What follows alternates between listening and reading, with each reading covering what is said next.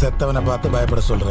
சரி, நீ சொல்றது உண்மையா இருந்தா இந்த வாட்டி கர்ணன் சரியா சாவணும். நீ கர்ணனை பத்தி சொல்ற, ஆனா நான் விக்ரம பத்தி பேசிட்டு இருக்கேன். உங்க யாராலையும் அவரை கொல்ல முடியாது. ஏன் சொல்லு? Because he is already a ghost.